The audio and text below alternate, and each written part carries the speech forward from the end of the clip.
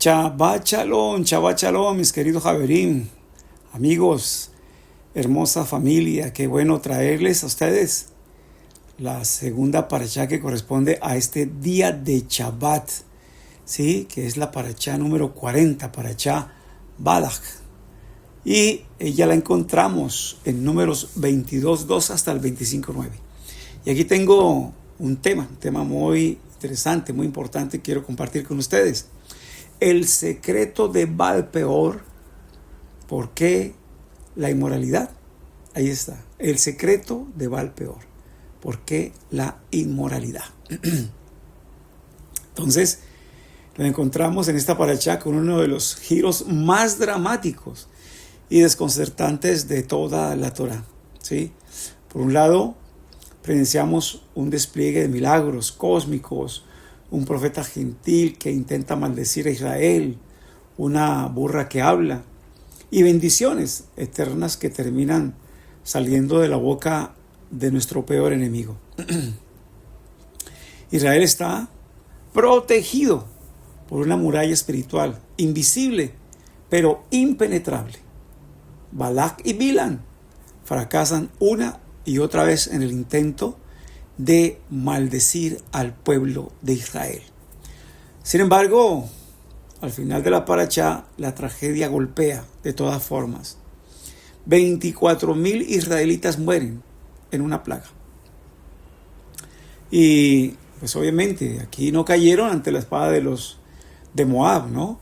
Ni ante los hechizos de Bilam. Cayeron en las tiendas de Baal Peor, seducidos por las mujeres de Madián, entregándose a la inmoralidad sexual y a la idolatría, cosa que el Eterno detesta. El Talmud, en el Tratado de Sanedrín 106a, nos revela el trasfondo. Bilam, al ver que no podía maldecir al pueblo, le da un último consejo al rey Balak. Le dice así: el Dios de este pueblo odia la promiscuidad. Ven y te aconsejaré cómo hacerlos caer. Allí está el punto. Y obviamente la pregunta aquí para todo estudiante de la Torá debe ser, ¿no? ¿Por qué esta tragedia específica? ¿Por qué Bilam y Balak entendieron que la inmoralidad era la única vía? ¿Por qué no una guerra convencional o sembrar la duda teológica o la división política? ¿Por qué el camino de la bajeza moral? ¿Por qué? ¿Sí? Y entonces tenemos que ir allí, obviamente, a las fuentes judías, porque allí es donde nos revelan dos razones fundamentales, profundas. Lo primero, la naturaleza de la protección de Israel, ¿verdad? Según el enfoque de Rashi y el Midrash. Vamos a verlo. Para entender por qué no pudo ser de otra manera, debemos entender qué hacía a Israel invencible en primer lugar. ¿Sí? Tenemos que entender eso. Cuando Bilam se para en la cima de la montaña y mira el campamento de Israel, pronuncia las famosas palabras que decimos en nuestros rezos muchas veces: Matobú ojaleja Yaco. Qué hermosas son tus tiendas, oh Jacob. ¿Sí? Viendo cómo estaba allí formado el pueblo, cómo tenía cada uno su carpa, ¿sí? Tan discreta, cómo cada uno se guardaba al interior de su hogar de no ser visto por los otros que también estaban en sus carpas, en sus habitaciones. Rashi, citando el Midrash, nos explica qué fue lo que Bilam vio exactamente que lo dejó sin aliento. Vio que las entradas de las tiendas no se alineaban unas con otras. Cada familia respetaba la privacidad y la intimidad de la otra. Había una pureza absoluta en el hogar judío, una integridad, ¿sí? Una pureza, una santidad. Y Bilam, el maestro del ocultismo, entendió una ley espiritual matemática. La protección de Dios sobre Israel no es un acto de favoritismo ciego. Dios reside en el campamento de Israel porque el campamento es Kadosh, es santo. La santidad o la Kedushá en el judaísmo no significa vivir de forma ascética en una montaña. Significa poner límites divinos a nuestros deseos físicos, consagrar la intimidad familiar de la pareja, tener cuidado con nuestras pasiones, nuestros deseos y enfocarlos según las directrices de la Torá, ¿sí? Según las instrucciones divinas. Bilam comprendió que las armas físicas no dañan a quien Dios protege y que Dios no puede ser vencido. Por lo tanto, la única forma de derrotar a Israel era lograr que Dios mismo se apartara de ellos. Y vea de qué forma, ¿no? Al introducir la promiscuidad, rompieron la pureza del hogar. Al romper la pureza, destruyeron la Kedushá, la santidad. Y al retirarse la santidad, la presencia divina, o sea, la Shejina, se retiró automáticamente e Israel quedó desprotegido. Y dos, el misterio psicológico de Baal Peor, ¿no? Sí, entonces aquí vamos a ver lo que nos dice el Zohar y también la Hasidut. Hay un detalle aún más profundo. La Torá nos dice que el pueblo no solo cayó en la inmoralidad, sino que terminaron adorando a un ídolo llamado Baal Peor. El Talmud nos describe que el culto a este ídolo consistía de forma insólita y degradante en defecar frente a él. Preguntémonos, ¿cómo es posible que una generación que vio el maná caer del cielo, que vio abrirse el mar rojo, se rebajara a una idolatría tan repulsiva? Vamos a ver qué nos dice el Zohar. El Zohar y los maestros hasídicos explican que Bilam era un genio de la psicología humana. Él sabía que un judío nunca aceptaría la idolatría directamente si se la presentaban como una verdad teológica. Un judío no deja a Dios por un trozo de piedra de la noche a la mañana. Por lo tanto, el orden de los factores era crucial. Primero la inmoralidad, luego la idolatría. Y Bilam usó el deseo físico como una trampa.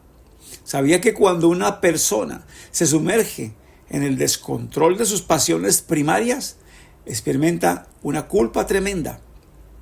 Y para justificar su mala conducta moral, el ser humano necesita apagar su brújula espiritual, o sea, su conciencia. Y necesita un Dios que no le exija moralidad. Y por eso muchos empiezan el camino de la verdad. Pero debido a este oscuro deseo, a su conducta moral, se acomodan religiosamente, salen de la verdad, de esa luz que los confronta y prefieren la oscuridad, prefieren aquellas religiones que no los confronta, que no los señala, prefieren hacer el cambio. Baal Peor era el ídolo perfecto para eso. Una deidad que santificaba lo bajo, que le decía al hombre: tus instintos más degradantes son tu Dios. La estrategia de Bilam no fue intelectual, fue conductual. Sabía que las acciones arrastran a los pensamientos. Si lograba que se comportaran como animales, terminarían adorando a un Dios que celebra la animalidad. Y para concluir, ¿verdad?, este mensaje, y para nuestros días, mis queridos amigos, la estrategia de Balak y Bilam no funcionó a largo plazo, porque Pinjas detuvo la plaga y el pueblo se purificó, pero nos dejó una lección eterna que podemos aplicar hoy día. El Maharal de Praga escribe que el ataque de Bilam no fue un evento histórico aislado, es el arquetipo de la batalla que el pueblo judío enfrenta en cada generación. A veces el peligro es el efecto Balak, ejércitos externos que quieren destruirnos físicamente. Contra eso nos defendemos y Dios nos cuida. Pero el peligro más sutil y peligroso es el efecto Bilam, la erosión silenciosa de nuestros valores desde adentro. Lo que tú debes representar, lo que te hace ser lo que eres. Aquellos valores fundacionales, aquellos valores divinos. Eso es lo que tú eres. Y allí está el peligro, ¿verdad? Es el efecto Bilam. Es esa erosión silenciosa de esos valores, ¿sí?, que tienes adentro. La idea moderna de que no existen los límites, de que la santidad del hogar no importa y de que el deseo individual es la máxima ley de la vida, eso es lo que se está imponiendo hoy. La paracha de hoy nos recuerda que nuestra mayor fortaleza no reside en el poder político ni militar, sino en la integridad de nuestras tiendas, la intimidad de tu casa, la intimidad de tu corazón, de tu alma, la santidad de tu espíritu. Recordemos las palabras del escritor hebreo, allí en el capítulo 13, versículo 4. Honroso sea a todos el matrimonio y el lecho sin mancilla, pero a los fornicarios y a los adúlteros lo juzgará Dios. Cuando mantenemos la dignidad, el respeto y la santidad dentro de nuestros hogares, en nuestra vida personal, no hay maldición en el mundo que pueda tocarnos. Nos volvemos impenetrables. Nos dice el Rav Shaul, allí en 1 Corintios 6, 18, huid de la fornicación. Cualquier otro pecado que el hombre cometa está fuera del cuerpo, mas el que fornica contra su propio cuerpo peca. Y recordemos que el cuerpo es templo de la morada, ¿verdad? Es templo y morada de la presencia divina, del Ruach HaKodesh, del Espíritu Santo.